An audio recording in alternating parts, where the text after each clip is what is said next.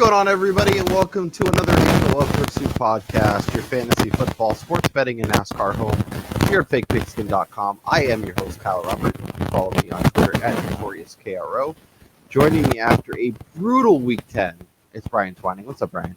What's going on, Kyle? Yeah, we were talking prior to the show how bad our picks were, how bad some of our fantasy teams performed, how bad some teams performed in general.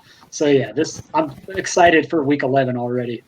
Yeah, it was an interesting week. A lot of my leagues just kind of across the board, just like really underperforming teams. Of course, I sat T. Higgins after the wind, and I saw I was feeling really good about the decision after watching the Houston game and watching how much them and the Browns had issues, and then also the Steelers. They take this little mini bye and oh yeah, we're actually going to give it some time for the lightning to go away. And all of a sudden the weather's going to be great. And T. Higgins is going off. And Nick Chubb, a lot of fantasy owners are not happy with him, but he had to do what he had to do. And then anyone who bet the Cardinals -2.5 or -3 is baffled by the kneeing. I understand it, don't want to risk it or whatever, but how many times has that ever really happened? Yeah, I totally understand the thought process there but like you said, what is that, like a 0.1% chance of that actually happening in the NFL? So it was odd. It was frustrating for sure, but this gives us another chance to move on, talk about some names you need to be adding ahead of Week 11 as we head to the Week 11 waiver wire. Before we do that, make sure you mash that thumbs up. Make sure you subscribe if you are enjoying what we're doing.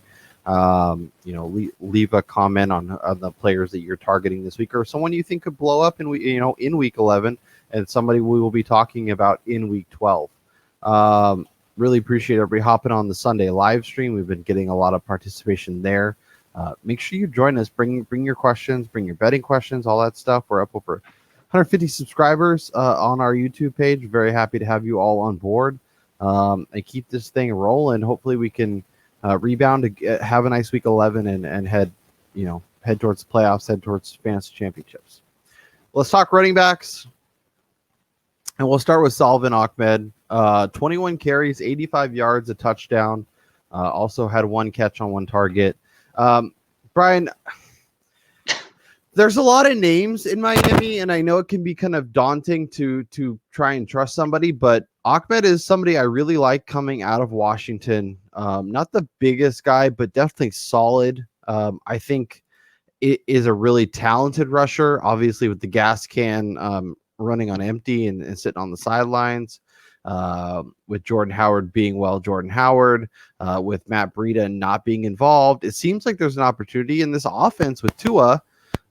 Seems to be gaining traction. Is Ahmed somebody that you're potentially interested in if you're scrambling a running back? Yeah, I think for the immediate future, yeah, Ahmed for sure, at least for another week or two, because I really don't think that Miami is sold on Matt Breida as being that kind of workhorse back. So I don't see Breida taking much away. He's still that change of pace guy. And then Myles Gaskin still has, at least another week or two before he comes back off of the IR. So if you're in need right now in the immediate future, or if you're like a Christian McCaffrey owner who, he's probably going to be out at least 1 week and then maybe 2 more, I think Ahmed is a great filler for that time. Totally agree. The Matt Breida thing just never worked. I don't, maybe, he was a perfect runner for Kyle Shanahan's scheme. And now that he's out somewhere else, it's just not working, or I don't know. They traded for him and they kind of just have a holster of running backs that they don't really want to use. I don't know. It's very bizarre. I like him a lot. I think he's definitely worth your time. And as you mentioned, if you are looking for a 1, 2, 3 week fill in, could make a lot of sense. Speaking of fill-ins and former Miami Dolphins, the Balaj Barrage continues. This guy, 68, 69 rushing yards, 3 and 6 targets. On Sunday, had 18 carries, 6 targets. Josh Kelly had 7 carries, no targets. And our boy Troy Maine, who we thought may be involved, had no carries, no targets, not involved. It's the Balaj show until Austin Eckler's back. And, if you're an Eckler owner, I think it makes a ton of sense to just add him and play him. And, I'm not sure he has tremendous upside, but I think he'll be a solid producer, and we like the way this offense is trending, even if the Chargers can't, get wins on the field. Balaj is somebody that at running back, if you're looking, he's a guy. Yeah, I mean, this is somebody else's trash is another person's, gold or diamonds, and that's exactly what happened here for the Chargers with so many injuries to that backfield. Now they have, with their record being what it is, they have no reason to rush Austin Eckler back. They have no reason to get Justin Jackson back as soon as possible. And it's clear that Josh Kelly is not the guy that we thought he was. There was a lot of hype coming into this season that he was going to be the change of pace guy with Eckler, and that hasn't paid off with them passing him up with Troy Maine and now Kalen Balaj. And, they get two pretty good matchups coming up with the Jets and the Bills. So if you're looking at, again, if you're a Christian McCaffrey person or an Austin Eckler person and Balaj is out there, this Chargers offense is more than adequate enough at moving the balls, plenty of scoring opportunities here for them. And their defense is bad enough to present them with plenty of other opportunities to go with that. So, yeah, Balaj is a great add. Yeah, it's wild. The Chargers have been kind of rotating people. Like, obviously Eckler went out, but like here comes Josh Kelly. It's now his turn. No, actually, it's Justin Jackson's turn. No, actually, it's Kalen Balaj. And by the time Eckler gets back, they'll be ready to throw him in again. It's Anthony Lynn. Like, I was thinking to myself yesterday, how many wins would the Chargers have if Anthony Lynn wasn't their coach? And how many wins would the Cardinals have if Cliff Kingsbury wasn't their coach? I feel like those two coaches are holding back their teams from getting those dubs and being like a playoff team.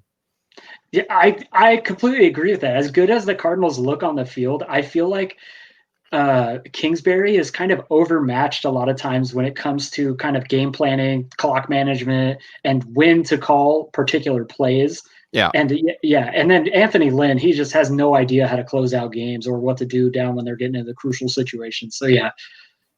I would love for Kingsbury to be drawing up my offensive plays, but just like I know he's given up a lot of the defense, but I don't know.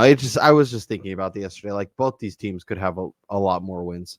Of Ahmed and Balaj, which one do you prefer if you're ranking them by preference of pickups?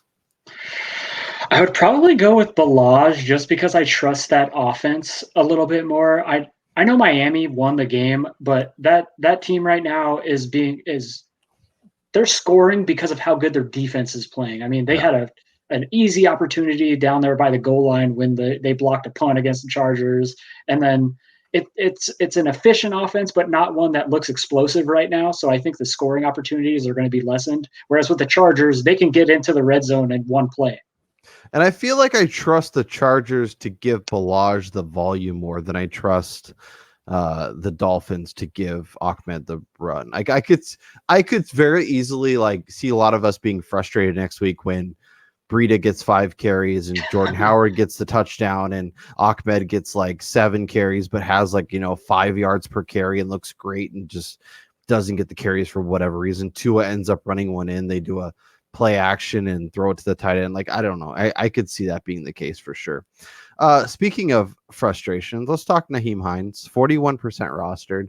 And we'll talk some Pittman here in a little bit too, because the Colts, like 2 of the last 3 weeks, Heinz has found the end zone twice, which is amazing. And obviously in PPR gets that a little bit safer floor, but his rushing upside isn't very high. And the backfield in general, like they have a 3-headed monster. They love to rotate all of them.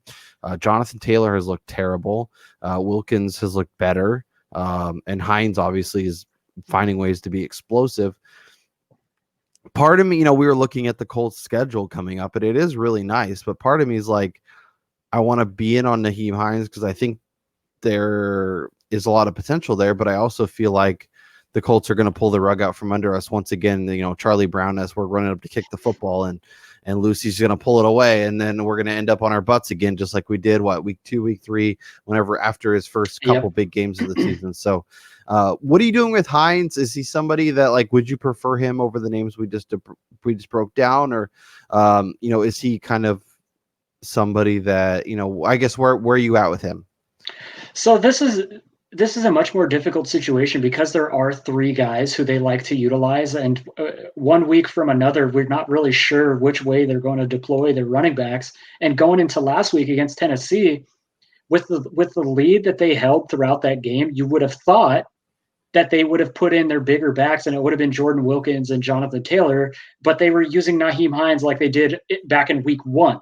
So for me, I think he's third on the list as in terms of priority behind Balaj and Ahmed in that order, because you don't know what kind of usage you're going to see on a week-to-week basis from any of these guys. It's just a situation that I'm not comfortable with having. But if Nahim Heinz is out there and you're not able to get those other two guys, he should be rostered more than he is right now.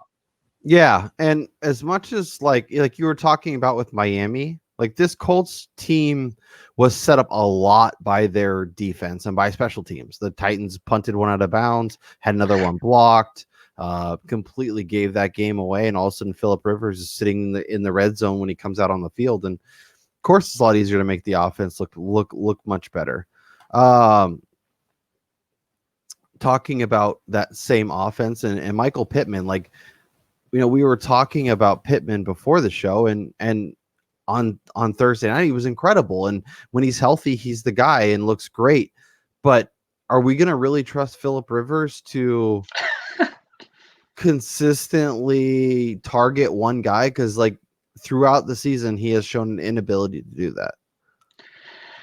I think Pittman is somebody that if he is available, I think he should be up near the top in terms of your priority list, just because of the fact that in his first 2 games back off of injury, like full games off of injury, he's been near the tops in the team at targets. He's got 4 and 7 receptions, over 50 yards in both games, and 100 last week. I think that we're going to see him utilized a little bit more in the red zone as well, if they're unable to run the ball. And if they do play in a game where it's a lot more tightly contested and the other team is able to score on them and they're going to need to push the ball down the field, Pittman is going to be that guy that Rivers is going to throw those jump balls to. Yeah. I loved Pittman coming in. I thought he was going to be a stud this year. I had high hopes.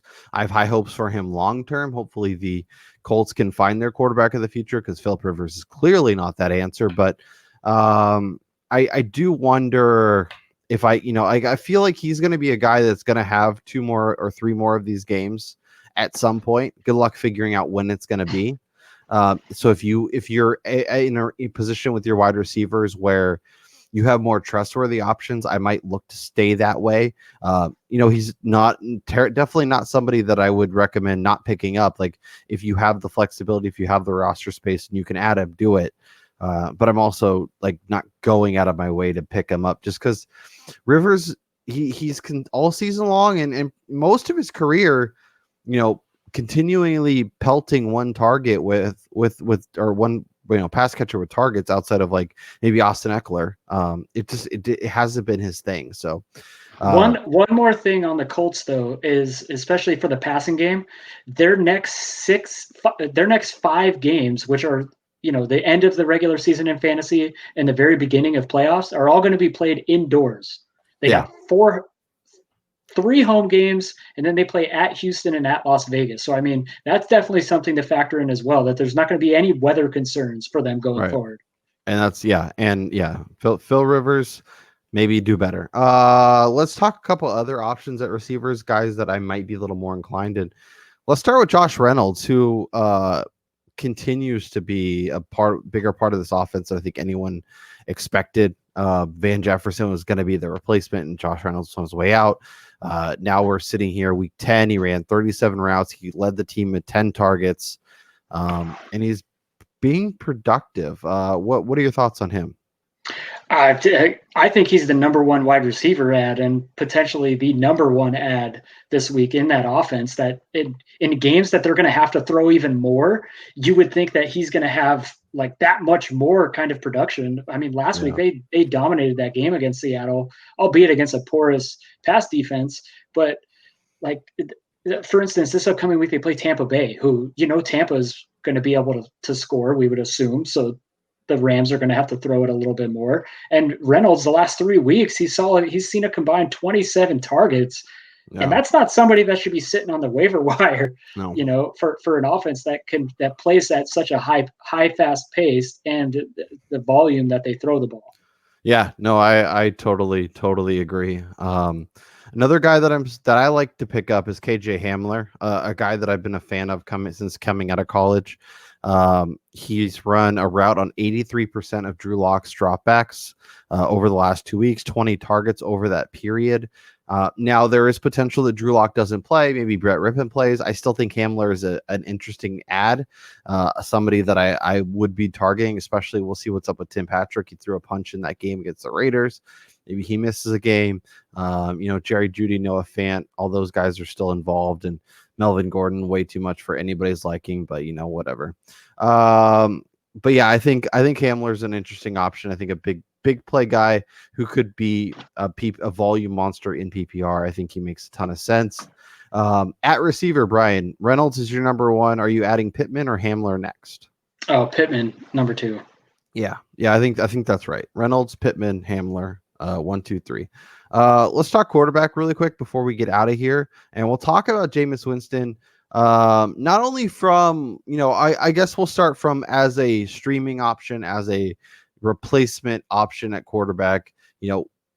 Fantasy relevant and Jameis Winston go pretty synonymous, and maybe there's going to be some interceptions. Maybe there's going to be, he's basically the new Ryan Fitzpatrick, but stepping into this offense with all those toys to play with, I think could be make a ton of sense as somebody to add.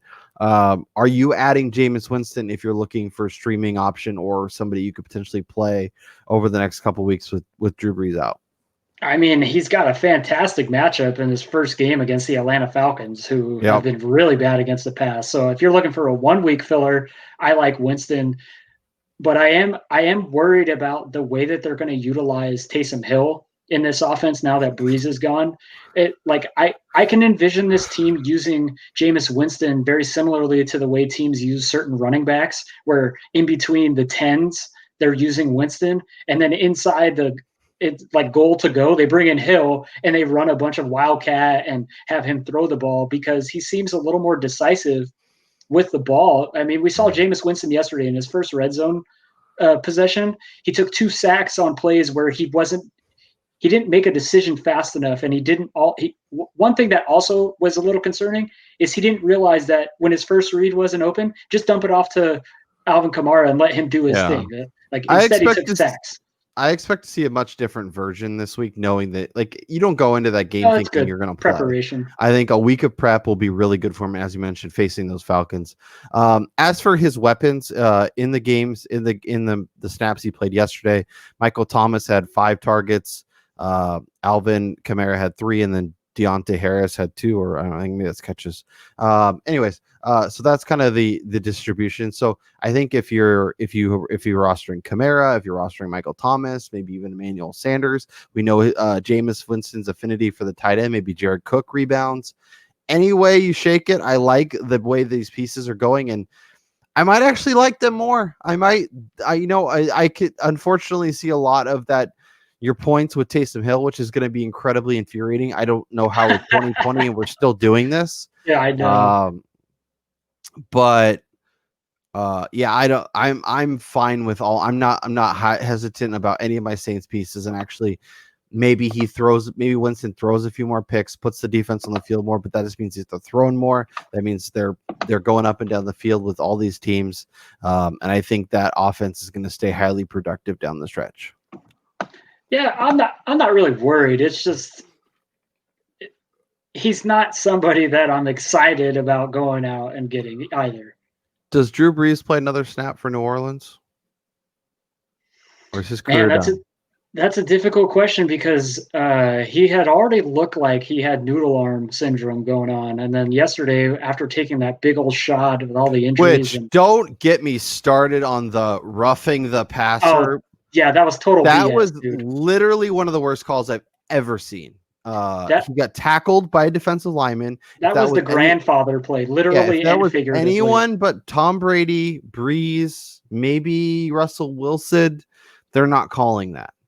There's like 2 guys in the NFL they're calling that, and that was infuriating. But he has multiple rib fractures. He has a collapsed lung. Yes, he got hit by a 350-pound defensive tackle. It's going to look bad.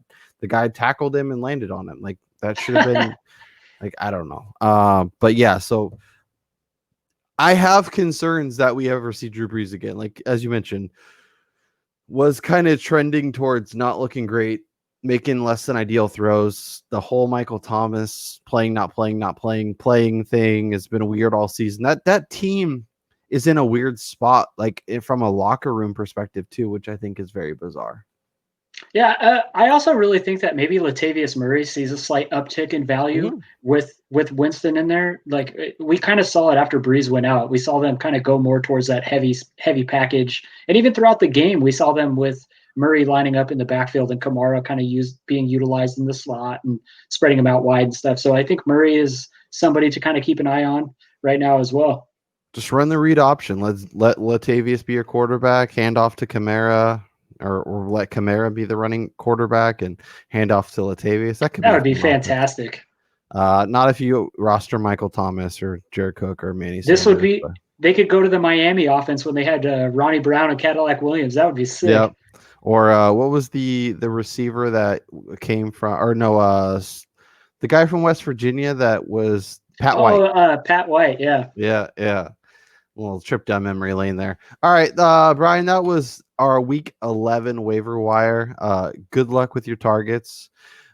If you have questions about specific players, if you have should I drops at FPAOP on Twitter, you can also drop them in the comments below this video. If you're watching on the YouTube, if you are made it this far, you're still enjoying what we're doing, make sure you mash that thumbs up. Make sure you subscribe. It really does do a lot to help us and you know, kind of build the brand, build the show. Tell your friends. Brian, exactly. Brian and I will be back on Thursday night to break down the week 11 slate, looking at some betting lines, looking at some targets. I'm sure we'll, after the last 2 weeks, we need to rebound in a big way, Brian, but we'll do it. I got a feeling. And then, as I mentioned, we're here every single Sunday morning helping you guys get set for each and every week with your start sits, with your trades, with all that stuff. So for Brian Twining, I'm Kyle Robert, and we'll talk to you guys next time.